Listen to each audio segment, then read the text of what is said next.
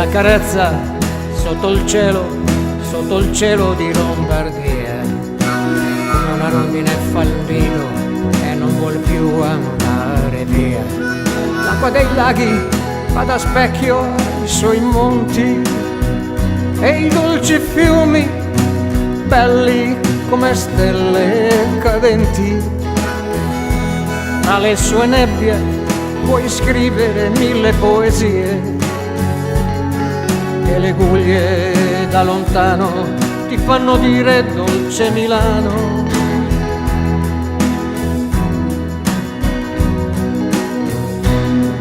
È l'incanto di una terra tanto dolce come un fiume alla sua foce e i suoi monti all'orizzonte accarezzati dal sole al tramonto. Non puoi dimenticare questa terra sotto il cielo di Lombardia.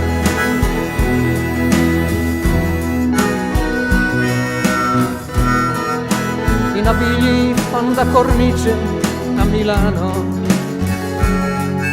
amare non è strano sotto il cielo a Milano. Vivere come poesia sotto il cielo di Lombardia. A 2 passi da Pavia c'è la Certosa, bella come un abito da sposa. Può così sembrare strano, ma non ti senti solo sotto il cielo a Milano.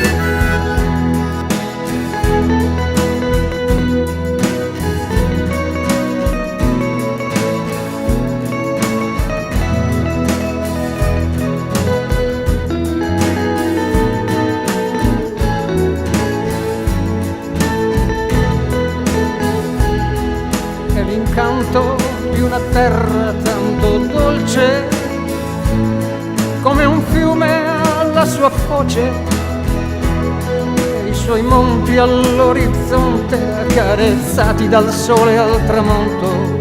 Non puoi dimenticare questa terra sotto il cielo di Lombardia.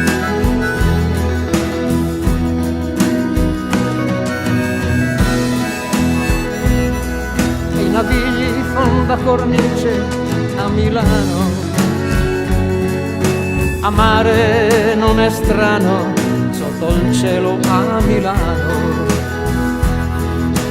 Vivere come poesia sotto il cielo di Lombardia. A 2 passi da Pavia c'è la Certosa, come un abito da sposa.